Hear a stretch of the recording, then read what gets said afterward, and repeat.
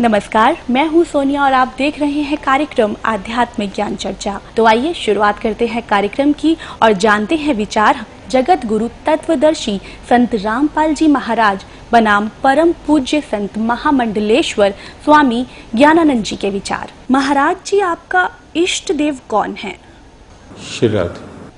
हमारे इष्ट अखिल कोटि ब्रह्मांड नायक जगत गुरु भगवान श्री कृष्ण हैं। श्री कृष्ण भगवान पूर्ण अवतार हैं। कृष्णस्तु भगवान स्वयं। कृष्ण अपने आप में पूर्ण परमात्मा है, पूर्ण ब्रह्म है, स्वयं परमात्मा श्री कृष्ण हैं। महाराज जी, क्या श्री कृष्ण जी ही विष्णु भगवान का स्वरूप हैं? जहाँ तक बात है भगवान कृष्ण और विष्णु भगवान, विष्णु भगवान को जब हम नारायण के रूप में लेते हैं तो वहाँ भगवान कृष्ण नारायण के ही अवतार हैं। तो उस रूप में वहाँ एक रूपता है, वहाँ की भिन्नता कहीं भेद नहीं है।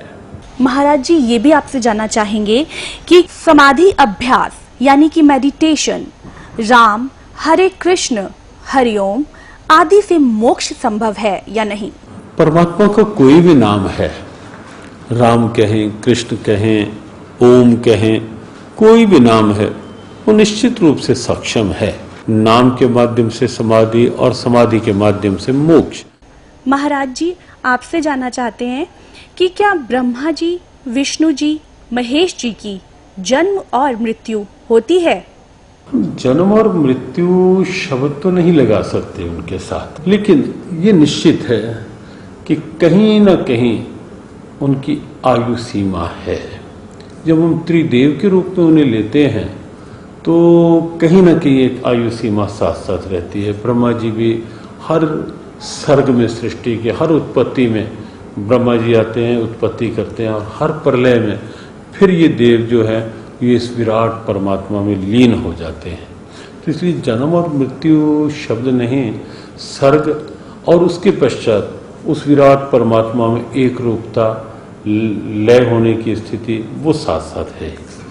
महाराज जी, हमने सुना है कि ब्रह्मा, विष्णु और महेश भी किसी और की साधना करते हैं। ब्रह्मा, विष्णु, महेश सृष्टि के उत्पत्ति करता या सीधे शब्द कहें कर्ता, भरता, हरता के रूप में वो हैं, और मूल क्योंकि परमात्मा है तो इसलिए ब्रह्मा, विष्णु और शिव भी उस भगवान की आराधना करते ही हैं। महाराज जी, आपसे यहाँ ये भी जानना चाहेंगे कि गीता जी का अध्याय 7 श्लोक 18 में गीता बोलने वाला भगवान अपनी साधना को अनुत्तम क्यों कह रहा है?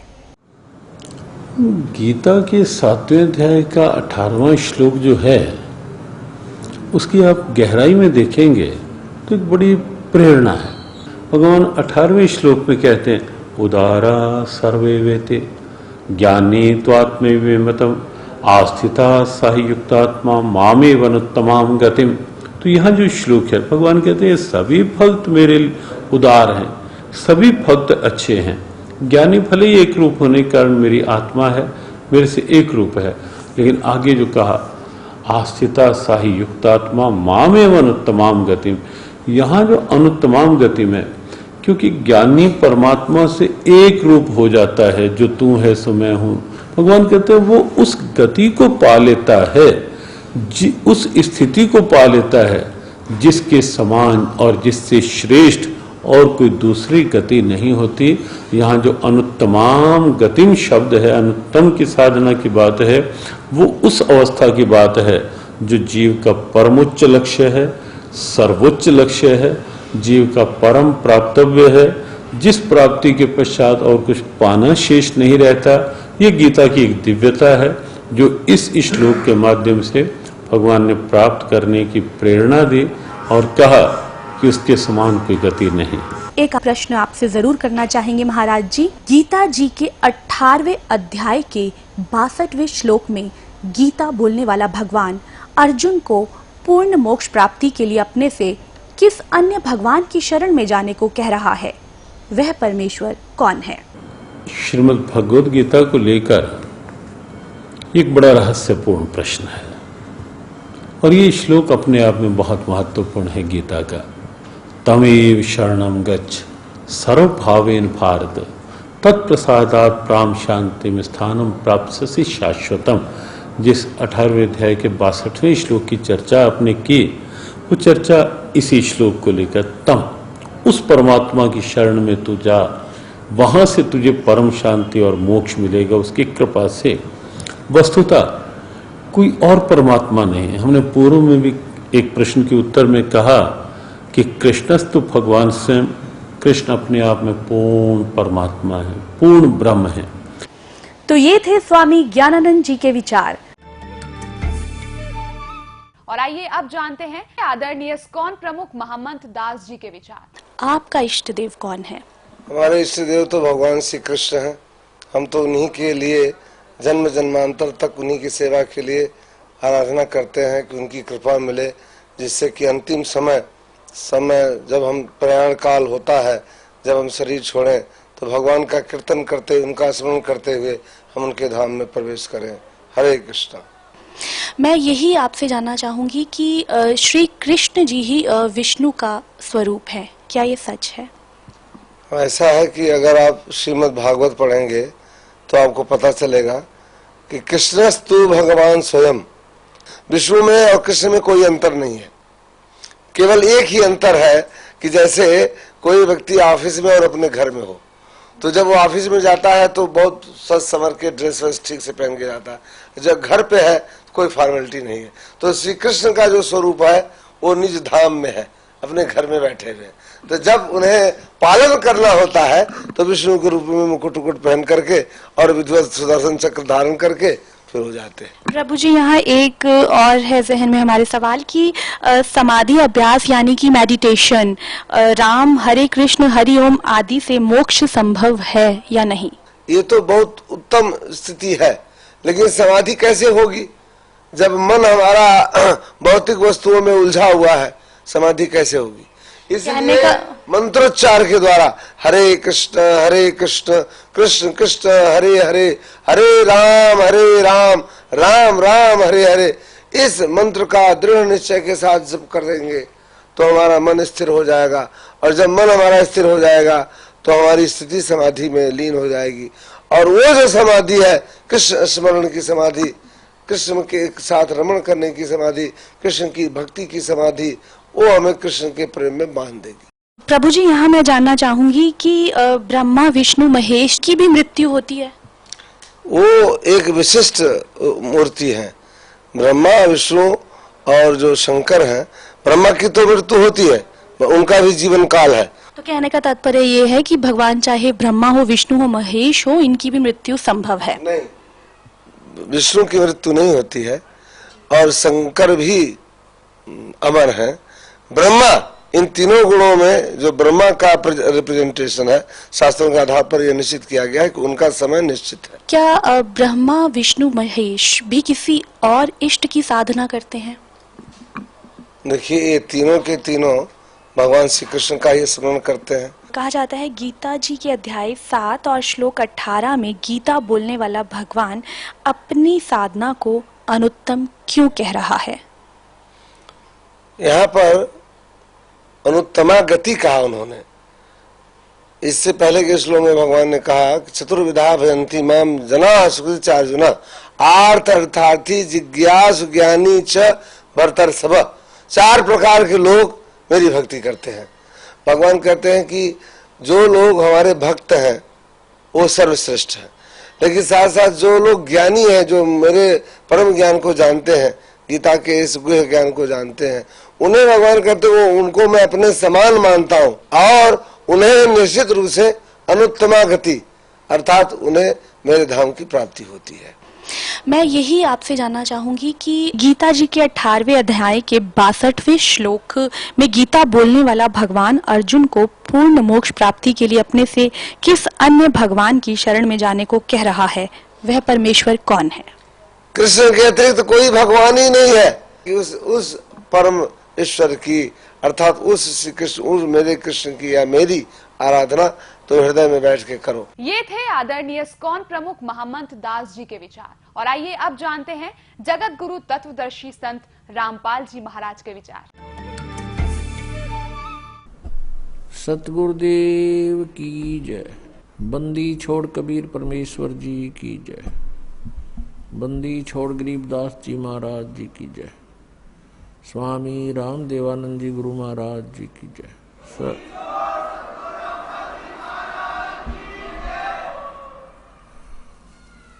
गरीब नमो नमो सतपुरुष को नमस्कार। गुरु की नहीं सुर नर मुनिजन साधुमा संतों सर्वस्दी नहीं। सतगुरु साहेब संत सब डंडो तुम प्रणाम। आगे पीछे मध्य हुए तिनको जा कुर्बान।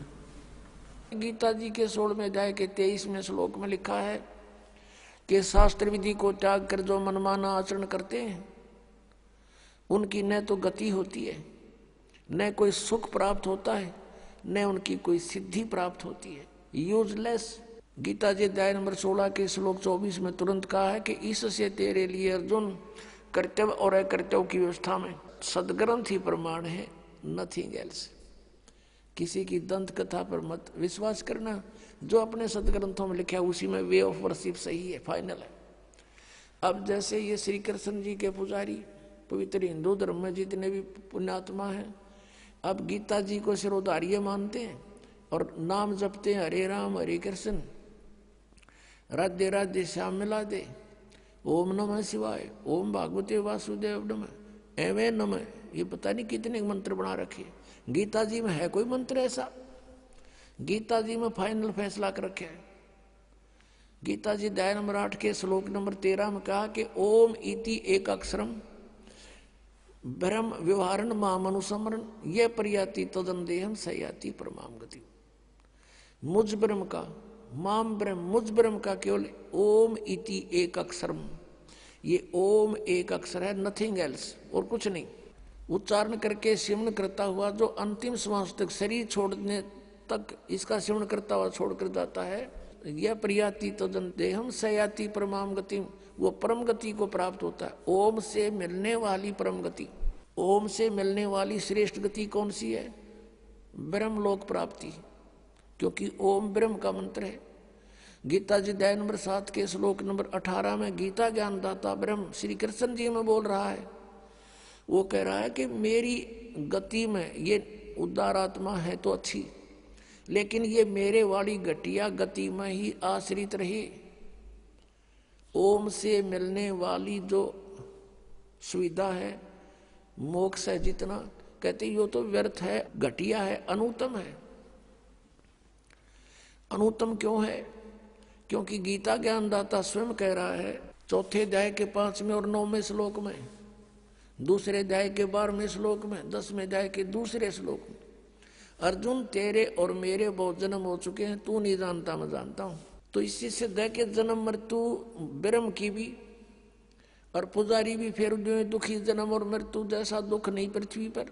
इसलिए गीता ज्ञानदाता 18वें अध्याय के 62वें श्लोक में कहता अर्जुन तू सर्वभाव से उस परमेश्वर की शरण में जा, उसकी कृपा से ही तू परम शांति को और सनातन परम धाम को प्राप्त होगा। अब पुण्यात्माओं 17वें अध्याय के 23वें श्लोक में गीता जी में स्पष्ट किया है कि उस सच्चिदानंद घन ब्रह्म की पूजा यानी तत्ब्रह्म, उस परम अक्षर ब्रह्म की साधना का 3 मंत्र का जाप है, उसको प्राप्ति का। ओम तत्सत, ओम ब्रह्म का सरपुरुष भी कहते हैं इस ब्रह्म को, और तत् अक्षर पुरुष का वो सांकेतिक है, और सत जो है परम अक्षर ब्रह्म का। इनकी मजदूरी करनी है। इन तीनों की साधना से ही परमात्मा प्राप्ति, सतलोक प्राप्ति होगी। ओम और तत् सांकेतिक है, ये दोनों मिलकर 2 अक्षर का सतनाम बनता है। और तीसरा वो सार नाम है जो सत कहा है गीता जी अध्याय नंबर 17 के श्लोक 23 में। तो कहने का भाव ये है कि हम साधना करने का खूब कोशिश की हमने, अब पढ़े गीता और नाम ले हरे कृष्ण कृष्ण कृष्ण हरे हरे राधे राधे। कोई बात हुई या? बालकों का खेल बना रखे हमने, भगवान की तरफ जरा भी ध्यान नहीं दिया। गीता जी में है कहीं ये मंत्र, फिर जाप किस लिए कर रहे हो? परमात्मा का विधान है ये।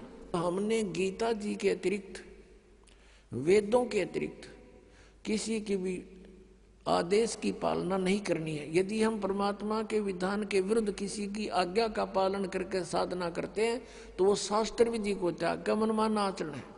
आज तक हमें परमात्मा की जानकारी यथार्थ रूप में नहीं हुई।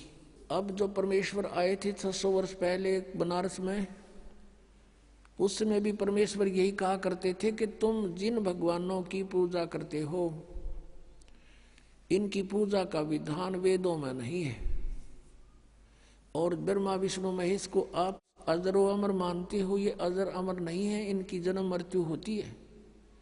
3 देव की जो करते भक्ति उनकी कदे ना हो मुक्ति। इन तीनों देवताओं की 600 वर्ष पहले परमात्मा ने बताया था कि दुर्गा इनकी माता है और काल इनका पिता है। लेकिन उस समय इन ब्राह्मण वर्ग के जो गुरुपद पर विराजमान थे व्यक्ति, उन्होंने परमात्मा का घोर विरोध किया और करवा दिया जनता से, और कहा कि कबीर तो अशिक्षित है, ये क्या जाने संस्कृत भाषा को, ये तो जुलाहा है, धानक है, हम ब्राह्मण हैं, हमने संस्कृत को पढ़ा। ऐसा कुछ नहीं लिखा हुआ इन पुराणों में। ये सर्वेश्वर हैं, महेश्वर हैं, कोई इनके माता पिता नहीं, मृत्युंजय हैं, कालज्य हैं। आज तक मूर्ख बना रहे थे हमारे को संस्कृत भाषा के जानने वाले। और परमात्मा ने 600 वर्ष पहले लिखा था कि इनकी जन्म मृत्यु होती है, इनके माता पिता हैं। अब पहले तो परमात्मा के उस सूक्ष्म वेद में दिखाते हैं आपको कि परमात्मा ने 600 वर्ष पहले ब्रह्मा विष्णु महेश के बारे में क्या टिप्पणी करी थी, और आज फिर उन पुराणों में ज्यों की त्यों पाई। जब हम शिक्षित हो गए, समझण जोगे हो गए। अब देखिएगा, अब ये है कबीर सागर। अब कितना मोटा ग्रंथ है, अब देखना इसको, इसके अंदर दिखाते हैं आपको। ये है कबीर सागर, संपूर्ण 11 भाग, खेमराज श्री कृष्ण दास प्रकाशन बम्बई, यहाँ से ये प्रकाशित है। और इसका यहाँ लिखा है सत कबीर सागर, ज्ञान सागर प्रथम खंड, कबीर पंथी भारत पथिक, स्वामी युगलानंद बिहारी द्वारा प्रस्कृत। मुद्रक एवं प्रकाशक हैं खेमराज श्री कृष्ण दास, अध्यक्ष श्री वेंकटेश्वर प्रेस, खेमराज श्री कृष्ण दास मार्ग मुंबई। ये ज्ञान बोध और बोध सागर, ये चैप्टर अध्याय है इसमें कबीर सागर में। ये सूक्ष्म वेद है और इसके 21 पृष्ठ पे है। यहाँ देखिएगा, धर्मदास ये जग बोरा न कोई न जाने पद निर्वाण, यही कारण मैं कथा पसारा जग से कहिए राम नियारा। ये नाम गलत लिखा, मिसप्रिंट है। यही ज्ञान जग जीव सुनावो, सब जीवों का भरम नसावो। अब मैं तुमसे कहूँ चिताई ही, तेरे देवन की उत्पत्ति भाई। तेरे तीनों भगवानों का जन्म बताता हूँ, जन्म पोथी, जन्म पत्री, इनकी जन्म तिथि। कुछ संक्षेप कहूँ गहुराई, सब संशय तुमरे मिट जाई। भरम गए जग वेद पुराना, आदि राम का वेद न जाना। आदि राम है ये, राम राम सब जगत बखाने, आदि राम कोई बिरला जाने। सब राम राम अल्लाह अल्लाह कर रहे हैं, गॉड गॉड। आदि राम यानी सनातन परमात्मा को कोई नहीं जानता। ये राम है, नाम नहीं, सब गलत स्प्रिंट है ये। ज्ञानी सुने सो हृदय लगाई, मूर्ख सुने तो गम ना पाई। अब ब्रह्मा विष्णु महेश के तीनों देवताओं के माता पिता बताता हूँ। माँ अष्टंगी पिता निरंजन, ये जमदारुण वंशन अंजन। पहले कीन निरंजन राई, पीछे से माया उपजाई। माया रूप देख अति शोभा, देव निरंजन तन मन लोभा। काम देव धर्मराय सताए, देवी को तुरंत दर खाए। पेट से देवी करी पुकारी, हे साहेब में मोह करो उबारी। टेर सुनी सतगुरु तय आए, अष्टंगी के बंध छुड़वाए। धर्मराय को हिकमत कीना, नख रेखा से भग कर लीना। धर्मराय करे भोग विलासा, माया को रही तब आशा। ये धर्मराय काल को भी कहते हैं। ये काल ज्योत स्वरूपी निरंजन काल या ब्रह्म कहो, ये दुर्गा का पति है और ब्रह्मा विष्णु महेश इन दोनों के संयोग से उत्पन्न हुए परमात्मा बता रहे हैं। तीन पुत्र अष्टंगी जाए, ब्रह्मा विष्णु शिव नाम धराए। होय होय। तीन देव विस्तार चलावे, इनमें यो जग धोखा खावे। पुरुष गम कैसे कोई पावे, काल निरंजन जग भरमावे। तीन लोक अपने सुत दीन्या, सुन निरंजन बासालीन्या। तीन अपने पुत्रों को तीन लोक, पृथ्वी लोक, स्वर्ग लोक और पाताल लोक दे करके स्वयं वो गुप्त रहता है 21 में अपने ब्रह्मांड के ऊपरले किनारे पर। अलग निरंजन सुन ठिकाना, सुन यानी ऊपर वो कम प्लेस में या अलग स्थान बनाकर रहता है। और ब्रह्मा विष्णु शिव भेद न जाना, अलख निरंजन सुन ठिकाना, ब्रह्मा विष्णु शिव भेद न जाना। तीन देव सो उसको ध्यावे, निरंजन का वे पार न पावे। अभी तक ब्रह्म की प्राप्ति ब्रह्मा विष्णु महेश को नहीं होली। अलख निरंजन बड़ बटपारा, तीन लोक जीव कीन आहारा। तीनों लोकों के जीवों को खाता है ये, बड़ा ठग है। बटपारा माने छली व्यक्ति है ये। ब्रह्मा विष्णु शिव नहीं बचाए, सकल खाए पुन दूर उड़ाए। कहते ब्रह्मा विष्णु महेश अपने पुत्रों को भी खाओगा ये आखिर में। तिनके सुत हैं तीनों देवा, आंध्र जीव करते हैं सेवा। इनके पुत्र हैं तीन, यानी इनके ब्रह्मा विष्णु महेश जो हैं काल और दुर्गा के पुत्र हैं। और ये आंध्र जीव, अंधे जीव इन ब्रह्मा विष्णु महेश की पूजा करते हैं। अंधे माने ज्ञानहीन। अकाल पुरुष का हो नहीं चीन्या, काल पाए सभी गैलीन्या। कहते तीन देव और असुर अवतारा, ताको बजे सकल संसारा।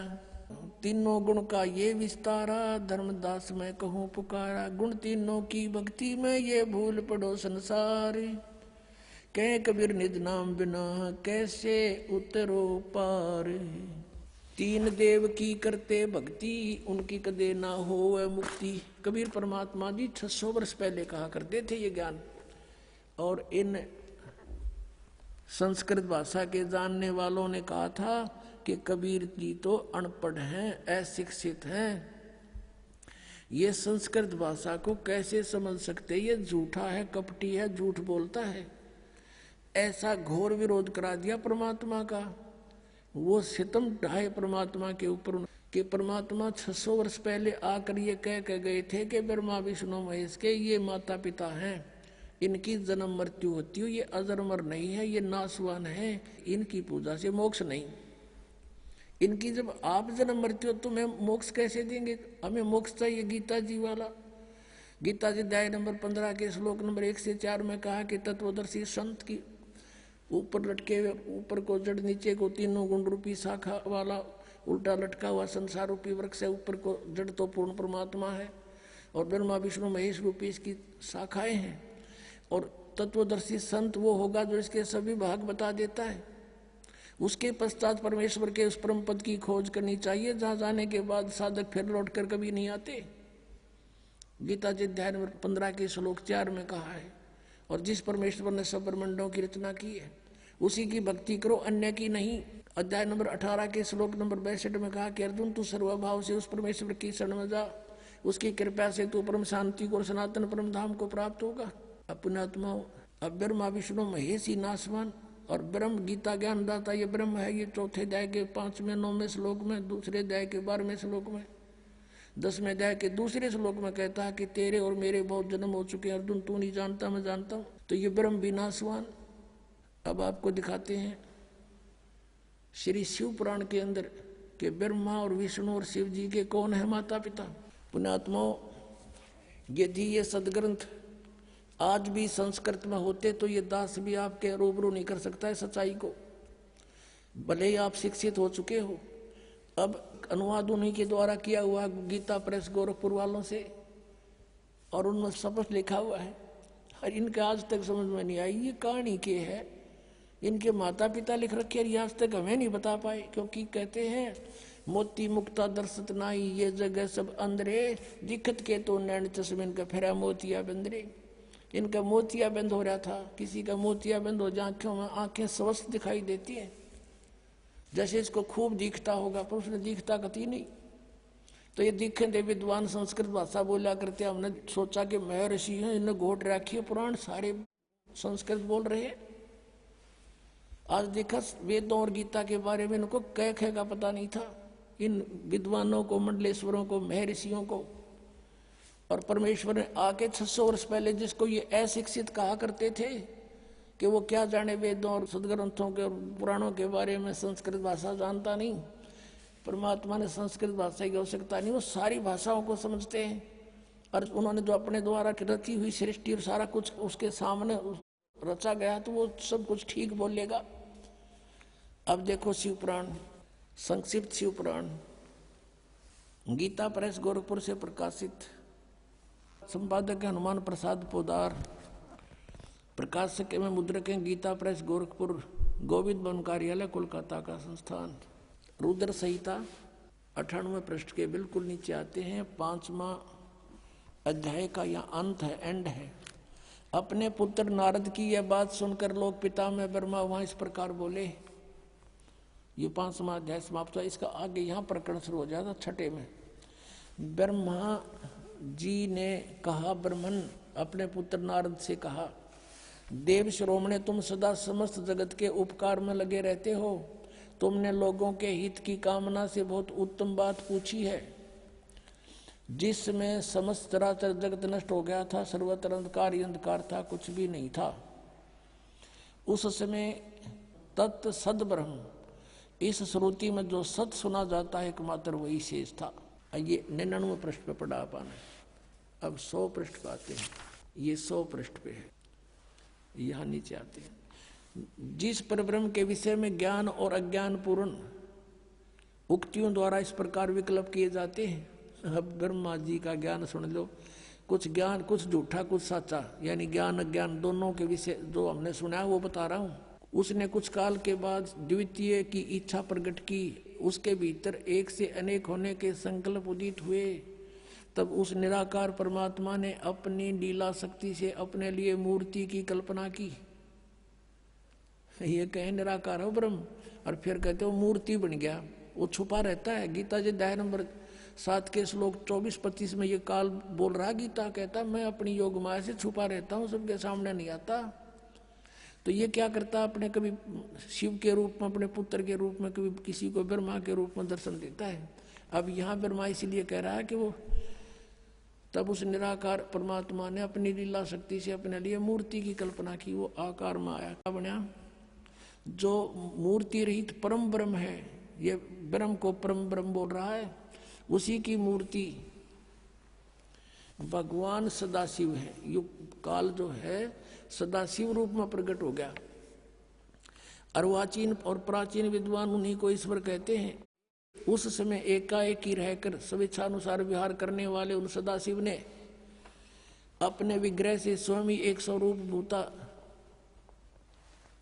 शक्ति की सृष्टि की, यानी अपने शरीर से एक स्त्री निकाली। ये न्यू कहना चाह रहा है ब्रह्मा, जबकि आपने सृष्टि रचना के अंदर परमेश्वर के द्वारा बताई यथार्थ ज्ञान सुना हुआ है, वो सच्चाई है। उसका कुछ मिलता जुलता ज्ञान ये दे रहा है। उनके अपने श्रीअंग से वो कभी अलग होने वाली नहीं थी। उस पराशक्ति को प्रधान प्रकृति गुणवती माया बुद्धि तत्व की जननी तथा विकार रहित बताया गया है। दुर्गा को प्रकृति भी कहते हैं, प्रधान भी कहते हैं। अब याद रखना, गीता जी के 14वें अध्याय के अंदर उत्पत्ति बताएंगे जो ब्रह्मा और विष्णु जी की, ये प्रधान और प्रकृति दुर्गा के लिए कहा है। यहाँ देखना, वह शक्ति अंबिका कही गई है, उसी को प्रकृति, सर्वेश्वरी, त्रिदेव जननी, नित्ता और मूल कारण भी कहते हैं। त्रिदेव जननी, ओह, तीनों भगवानों, तीनों देवताओं की, ब्रह्मा विष्णु महेश की माता। परमात्मा ने कहा है, अब मैं तुमसे कहूँ चिताई, त्रिदेवन की उत्पत्ति बाई 600 वर्ष पहले आज से, और यही आज हमारे यानी पुराणों में विद्यमान है। त्रिदेव जननी, नित्ता मूल कारण भी कहते हैं। सदाशिव द्वारा प्रकट की गई उस शक्ति की 8 भुजाएं हैं। कति क्लियर कंसेप्ट हो गया। नाना प्रकार के आभूषण उसके अंगों की शोभा बढ़ाते हैं। वह देवी नाना प्रकार की गतियों से संपन्न और अनेक प्रकार के अस्त्र शस्त्र धारण करती है। वो एकाएक नहीं होने पर भी वह माया संयोग वसात अनेक हो जाती है। जैसे इस दुर्गा ने 3 रूप धारण किए थे, सावित्री, लक्ष्मी और पार्वती का, और समुद्र में छुप गई थी और अलग भी रही थी। ये एक सिद्धि बहुचोल्य धारा एक सिद्धि होती है। और वे जो सदाशिव हैं उनको परम पुरुष ईश्वर, शिव, शंभु और महेश्वर कहते हैं। ये काल की डेफिनेशन बताई जा रही है, यहाँ देखना, यहाँ क्लियर हो जाएगा 101 पृष्ठ पे। यहाँ देखना, वे अपने सारे अंगों पर भस्म रमाए रहते हैं। उन काल रूपी ब्रह्म ने, सदाशिव कहो, काल रूपी ब्रह्म कहो, एक समय शक्ति के साथ, नाथ नहीं, शक्ति सहित यानी दुर्गा के साथ शिवलोक नामक अक्षेत्र का निर्माण किया था। उस उत्तम अक्षेत्र को काशी कहते हैं। वह परम निर्वाण या मोक्ष का स्थान है जो सबके ऊपर विराजमान है। वे प्रिय और प्रियतम शक्ति और शिव जो परमानंद स्वरूप है उस मनोरम क्षेत्र में नित्य निवास करते हैं। शक्ति और शिव यानी काल और दुर्गा, यो सदाशिव काल, काल रूपी ब्रह्म और दुर्गा शक्ति। काशीपुरी परमानंद स्वरूपणी है। मुने शिव और शिवा ने, काल रूपी ब्रह्म और दुर्गा ने प्रलय काल में भी कभी उस क्षेत्र को अपने सानिध्य से मुक्त नहीं किया है। देव से एक समय उस आनंद वन में रमण करते हुए शिवा और शिव के मन में यह इच्छा हुई कि कोई बालक बच्चा पैदा करें। ये दुर्गा और काल के मन में आई कि दूसरे पुरुष की सृष्टि करनी चाहिए, यानी कोई संतान उत्पत्ति करें। जिस पर यह सृष्टि संचालन का महान भार रखकर हम दोनों केवल काशी में रहकर स्वेच्छानुसार विचरें और निर्वाण धारण करें, ऐसा निश्चय करके शक्ति सहित सर्वव्यापी परमेश्वर शिव ने अपने वाम भाग के 10वें अंग पर अमृत मल दिया, यानी पति पत्नी व्यवहार किया। फिर तो वहां से एक पुरुष प्रकट हुआ, एक बालक का जन्म हुआ। देखना 102 पृष्ठ पे। अब शिव बोले, वत्स बेटा, व्यापक होने के कारण तुम्हारा विष्णु नाम विख्यात हुआ। उसका विष्णु नाम धर दिया दुर्गा और काल से उत्पन्न बच्चे का। ये हो गया जन्म। दुर्गा और काल से विष्णु शब्द हुआ शिव पुराण ने, और ये 5500 वर्ष पहले की लिखी हुई पुस्तक है, आज की नहीं। अब यहाँ देखना, ये 6वां अध्याय समाप्त हो गया। अब 7वें में क्या लिखा है? ब्रह्मा जी कहते हैं देवर से तत्पश्चात कल्याणकारी परमेश्वर सांब सदाशिव ने पूर्ववत प्रयत्न करके जैसे विष्णु को जन्म दिया, उत्पन्न किया, मुझे भी अपने दाहिने अंग से उत्पन्न किया। पुण्यात्माओं, अब इनने कोई पूछने वाला हो, इनमें ऋषियां ने 5500 वर्ष हो गए इस पुराणों को लिखे, आज तक ये हमें कह नहीं बता सके। जब इन पर आश्रित थे, ब्लाइंड फेथ किया करते थे कि बड़े विद्वान पुरुष हैं, संस्कृत भाषा को जानने वाले हैं, और परमात्मा से हमारे को इसलिए दूर रखा, भगवान की वाणी को स्वीकार करने नहीं दिया और परमात्मा को परमात्मा नहीं मानने दिया। ये महाशत्रु रहे हमारे ये अज्ञानी नीम हकीम गुरु, चाहे वो किसी धर्म मजहब के रहे हैं। अब यहाँ पर अब 2 तो सिद्ध हो गए कि दुर्गा और काल से विष्णु जी और ब्रह्मा जी की उत्पत्ति तो स्पष्ट होगी, कंसेप्ट क्लियर हो गया। अब रह गया शिव। अब यहाँ ये विचलित हो गया अनुवाद करता कि यहाँ प्रकरण चल रहा है उनके उत्पत्ति का, मूल संस्कृत में विद्वान है मूल पाठ में। यहाँ उसने सोचा शिव जी से शिव की उत्पत्ति कैसे लिखूं, हाथ कांप गए। अब लेकिन कहते हैं चोर चुरावे तुमड़ी गड्ढा पानी में, वो गड्ढा हुआ ऊपर आवनो सच्चाई छानी ना। अब दिखाता हूं आपको विद्वेश्वर संहिता पृष्ठ नंबर 24, 25, 26 पे। एक समय ब्रह्मा और विष्णु जी का इस बात पर झगड़ा हो गया। ब्रह्मा जी कहते मैं, विष्णु जी को कहते मैं तेरा बाप, और विष्णु जी कहते मैं तेरा बाप। अब युग इनको ऐसा भ्रम क्यों हुआ? क्योंकि काल ने प्रतिज्ञा कर रखी है कि मैं अपने वास्तविक शरीर रूप में कभी किसी को दर्शन नहीं दूंगा। तो साधकों ने साधनाएं की, हठयोग किया, किसी को ब्रह्मा के रूप में दर्शन दे दिया। इसका पुत्र ब्रह्मा साक्षात सबको दिखाई देता है, देवता है। तो सबने मान लिया कि ब्रह्मा ही सर्वशक्तिमान है, यही परमात्मा हमने समाधि में देख लिया। ये छुपाए हुए अपने आप को सब उसके गुणगान करने लगे। ऐसे किसी को उसने विष्णु जी के रूप में दर्शन दे दिए, किसी को शिव के रूप में। तो कोई कहता नहीं विष्णु जी सर्वशक्तिमान है, कोई कहता नहीं शिव जी सर्वशक्तिमान है, यही भगवान है, ये छुपाए रहे अपने आप को। तो इनका भ्रम हो गया कि हम भगवान हैं। तो इन दोनों ने आपस में झगड़ा कर दिया। तो ऊपर से इस काल ने इनके बीच में एक सफेद पिलर खड़ा कर दिया, जिसको शिवलिंग बोलते हैं। तेजों में से चमक निकली बहुत की। तो ये हैरान रह गए, युद्ध बंद कर दिया, उसको देखने लगे ऊपर नीचे जाकर। फिर यू काल प्रकट हो गया अपने पुत्र शिव के रूप में, और इन दोनों को फिर शिक्षा देने लगा। देखिएगा विद्वेश्वर संहिता, ये संक्षिप्त शिव पुराण, प्रश्न नंबर 24-25 पे यहाँ देखिएगा विद्वेश्वर संहिता। और यहाँ आते हम, ये दोनों देखो भगवान ब्रह्मा और विष्णु लड़ रहे थे, इनके बीच में ये पिलर खड़ा कर दिया स्तंभ। फिर वो खुद आ गया शिव के रूप में। नीचे देखिएगा, अब ब्रह्मा और विष्णु ने पूछा, प्रभु सृष्टि आदि 5 कृत्यों के लक्षण क्या हैं? ये तो हम दोनों को बताइए। भगवान शिव बोले, ये काल बोला, मेरे कृत्यों को समझना अत्यंत गहन है, तथापि मैं कृपा पूर्वक तुम्हें उनके विषय में बता रहा हूँ। ये 5 अपने कृत्य बता दिए। ये देखना, ये 25 पे हमने पढ़ा, अब 26 पे पढ़ रहे हैं।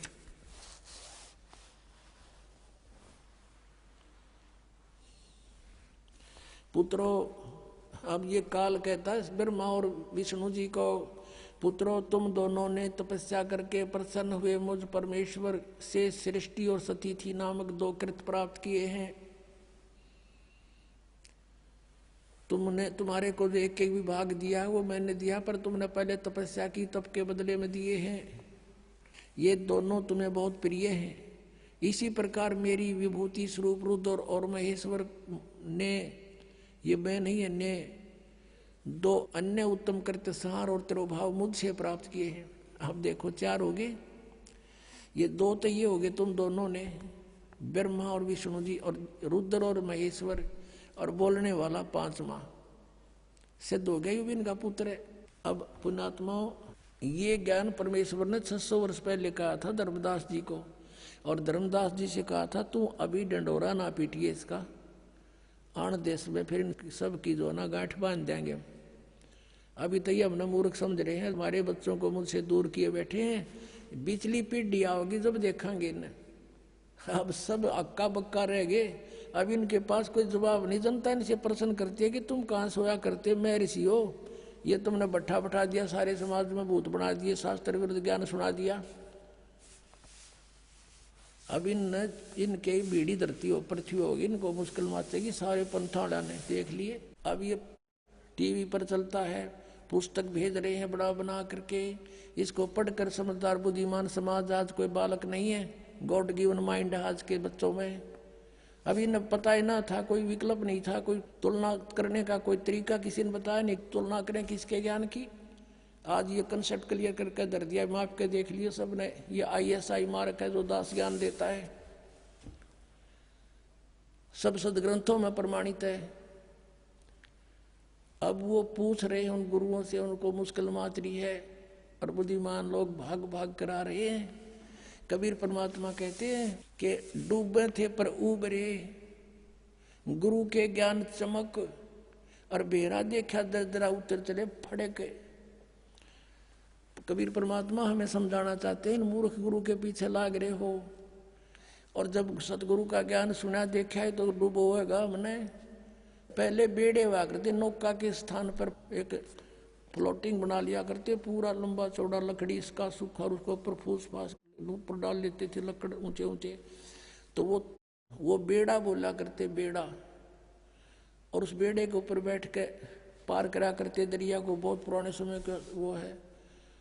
तो कहते परमात्मा कहते हैं कि जब तुम्हें संत मिल जावे सच्चा गुरु, तो इस तरह जंप लगा जाना उस डूबने वाले बेड़े ते, भाग लेना। कैसे कि डूबे थे पर उबरे, गुरु के ज्ञान चमक, गुरु के ज्ञान को देखकर ऐसे चमक गए, एकदम चौकस हो गए, चौकन्ने हुए कि किसी ने बता दे, देख डूबेगा, ये टूटा पड़ा बेड़ा तुम्हारा, आ जाए, ये बिल्कुल ठीक है, इस पर आ जाओ फटाफट।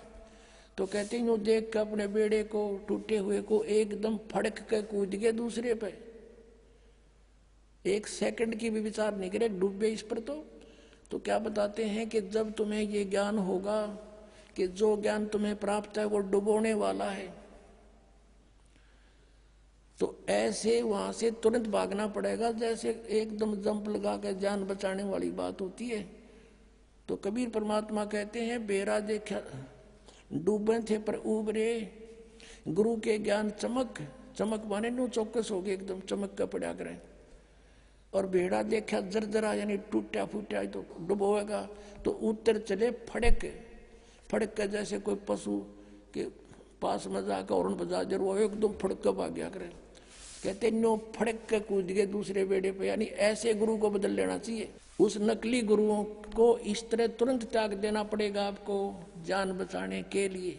अब आपको दिखा दिया ये कि ब्रह्मा विष्णु महेश के कोई माता पिता नहीं, और इनके इतिहास में इनकी जीवनी में लिखा है इनके माता पिता हैं। और जो ये पांचवा कौन है, ये ब्रह्म है, यही गीता का ज्ञान दे रहा है। देखिएगा फिर शिव पुराण, ये वही शिव पुराण है, गीता प्रेस गोरखपुर से प्रकाशित। अब हम उसको पढ़ रहे हैं, 26 पृष्ठ पे आप पढ़ रहे हो, विद्वेश्वर संहिता। ये अब हम यहाँ आगे थे पढ़ते पढ़ते कि पुत्रों तुम दोनों ने तपस्या करके प्रसन्न हुए मुझ परमेश्वर से सृष्टि और सतीथि नामक 2 कृत प्राप्त किए हैं। ये दोनों तुम्हें बहुत प्रिय हैं। इसी प्रकार मेरी विभूति स्वरूप, मेरे स्वरूप में ये मेरे जैसे शरीर वाले रुद्र और महेश में भी ने भी 2 उत्तम कृत संहार और तिरोभाव मुझसे प्राप्त किए हैं। तो इसका मतलब हो गया ये 5वां कौन है, ये ब्रह्म है, काल है, काल रूपी ब्रह्म है। ये यहाँ ये क्या कहता है कि मैंने पूर्व काल में अपने स्वरूप भूत मंत्र का उपदेश किया है, जो ओंकार के रूप में प्रसिद्ध है। वही महामंगलकारी मंत्र है। सबसे पहले मेरे मुख से ओंकार ओम प्रकट हुआ, जो मेरे स्वरूप का बोध कराने वाला है। ओंकार वाचक है, मैं वाच्य हूँ। ये मंत्र मेरा स्वरूप ही है। प्रतिदिन ओंकार का निरंतर स्मरण करने से मेरा ही सदा सिमरण होता है। तो ओम का जाप ब्रह्म का है, काल का है। मेरे उत्तरवर्ती मुख से अकार का, पश्चिम मुख से उकार का, दक्षिण मुख से मकार का, पूर्ववर्ती मुख से बिंदु का तथा मध्यवर्ती मुख से नाद का प्राकट्य हुआ है। यानी 5 अवय हैं इसमें, अकार, उकार और मकार और बिंदु और नाद। इन 5 से मिलकर ये ओम बना है। प्रणव, प्रणव बोलते हैं इसको, प्रणव। इस प्रकार 5 अवयों से, 5 अंगों से युक्त ओंकार का विस्तार हुआ। इन सभी अवयों से एकीभूत होकर यह प्रणव ओम नामक एक अक्षर हो गया। ओम इति एकाक्षरम ब्रह्म विहारण मामनुसमरण यह प्रयाति तदन्देहम सयाति परमाम गतिम। गीता जी के अध्याय नंबर 8 के श्लोक 13 में गीता का ज्ञान ये ब्रह्म ही दे रहा है। इति सिद्धम, वो कह रहा मेरा एक ओम अक्षर है, नथिंग एल्स। और यहाँ जो इन्होंने नकलियान बना रखा है ना, ओम नमः शिवाय, ये 5 अक्षर का मंत्र है। ये ओम नमः शिवाय कोई मंत्र नहीं है मूल पाठ में। ये अनुवाद करता कि अपनी अड़ंगा अड़ाया हुआ है, इसलिए ये गोट लिया ओम नमः शिवाय, ओम नमः शिवाय। अरे तो सीधा ओम मंत्र बता रहा, क्या नथिंग एल्स। अपने आत्मा एक तो ये सद हो गया कि गीता जी का ज्ञान ये काल रूपी ब्रह्म ही बोल रहा था। ये यहाँ भी कह रहा है मेरा ओम मंत्र है। ये ब्रह्मा विष्णु महेश का पिता है, दुर्गा इनकी माता, इति सिद्धम। और ये तीनों नासवान है, ये दिखाते हैं आपको। जन्म है तो मृत्यु भी होगी इनकी। श्री देवी पुराण देखिए, गीता प्रेस गोरखपुर से प्रकाशित। संपादक है हनुमान प्रसाद पोदार चिमनलाल गोस्वामी। ये गीता प्रेस गोरखपुर से प्रकाशित है। अब देखिएगा इसके 123 पृष्ठ पे, तीसरा स्कंद। अब भगवान विष्णु अपनी माता दुर्गा की स्तुति करते हुए बोले, तुम शुद्ध स्वरूपा हो, ये सारा संसार तुम्हीं से उद्भासित हो रहा है। मैं ब्रह्मा और शंकर हम सभी तुम्हारी कृपा से विद्यमान हैं। हमारा आविर्भाव यानी जन्म और तिरोभाव माने मृत्यु हुआ करता है। हमारा तो जन्म और मृत्यु होता है, केवल तुम ही नित हो, जगत जननी हो, प्रकृति और सनातनी देवी हो। भगवान शंकर बोले, देवी यदि माँ बाग विष्णु तुम्ही से प्रकट हुए हैं तो उनके बाद उत्पन्न होने वाले ब्रह्मा भी तुम्हारे ही बालक हुए। फिर तमोगुणी लीला करने वाला शंकर क्या तुम्हारी संतान नहीं हुआ? अर्थात मेरी भी माँ तुम ही हो, अर्थात मुझे भी जन्म देने वाली, उत्पन्न करने वाली तुम ही हो। शिवे संपूर्ण संसार की सृष्टि करने में तुम बड़ी चतुर हो। इस संसार की सृष्टि, सतिथि और संहार में तुम्हारे गुण सदा समर्थ है। उन्हीं तीनों गुणों से उत्पन्न हम ब्रह्मा, विष्णु एवं शंकर नियमानुसार कार्य में तत्पर रहते हैं। अब इस पवित्र पुराणों ने ये स्पष्ट कर दिया, पवित्र देवी पुराण ने 5 कंसेप्ट क्लियर कर दिया इसमें। एक तो ये कर दिया कि ब्रह्मा विष्णु महेश का जन्म मृत्यु होता है, ये नाशवान है। दूसरा ये कर दिया कि प्रकृति दुर्गा है, प्रकृति दुर्गा को कहते हैं। और तीसरा ये कर दिया कि ये रजगुण ब्रह्मा है, सतगुण विष्णु और तमगुण शिव जी। और चौथा ये कर दिया कि ये इनकी माता है दुर्गा, और ब्रह्मा विष्णु महेश की यह दुर्गा माता है। और पांचवा ये कर दिया कि रजगुण ब्रह्मा है, सतगुण विष्णु, तमगुण शिव जी। चौथा और पांचवा कर दिया कि ये केवल नियमित कार्य ही कर सकते हैं, यानी किसी के कर्म में ये परिवर्तन नहीं कर सकते। आपका जैसा कर्म है वैसा ही दे सकते हैं। आपके भाग में दुख है तो ये कोई परिवर्तन नहीं कर पाएंगे। केवल पूर्ण परमात्मा कबीर परमेश्वर आपके प्रारब्ध के पाप को काट के आपको सुख दे सकता है। उसके हाथ में कलम है, वो सर्वशक्तिमान है। अन्य ना ब्रह्म कर सकता, ना परब्रह्म कर सकता, केवल पूर्ण ब्रह्म कर सकता है, सत्पुरुष है। अब यहाँ आपको दिखाते हैं, ये विष्णु जी स्वीकार करते हैं कि मैं छोटा सा बालक था तब मुझे आपके दर्शन हुए थे, आप मुझे पालने पर झुला रही थी। देखिएगा, अब विष्णु जी ब्रह्मा और शिव को बता रहा है। ये वही तीसरा स्कंद है, पृष्ठ 120 पर पढ़ रहे हैं, पहले 123 पे पढ़ा था। संक्षिप्त देवी भागवत।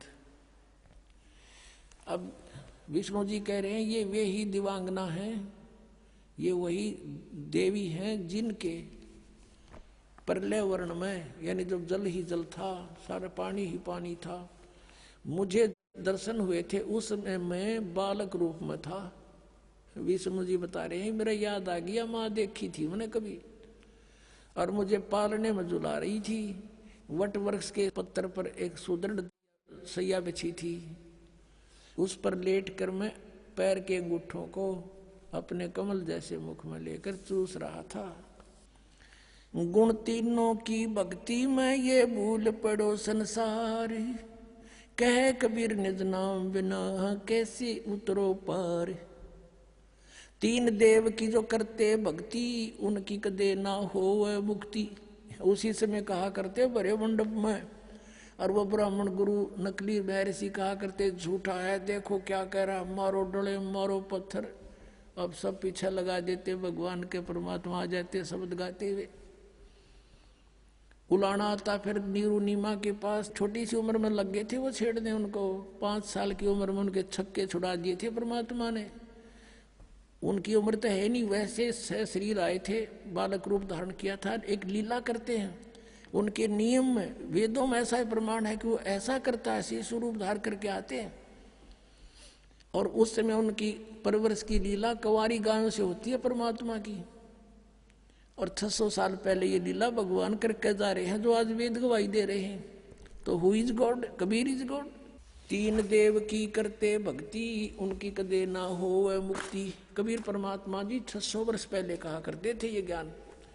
और इन संस्कृत भाषा के जानने वालों ने कहा था कि कबीर जी तो अनपढ़ हैं, अशिक्षित हैं, ये संस्कृत भाषा को कैसे समझ सकते, ये झूठा है, कपटी है, झूठ बोलता है।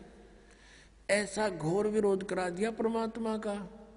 वो सितम ढाए परमात्मा के ऊपर कि परमात्मा 600 वर्ष पहले आकर ये कह के गए थे कि ब्रह्मा विष्णु महेश के ये माता पिता हैं, इनकी जन्म मृत्यु होती हो, ये अजरमर नहीं है, ये नासवान है, इनकी पूजा से मोक्ष नहीं।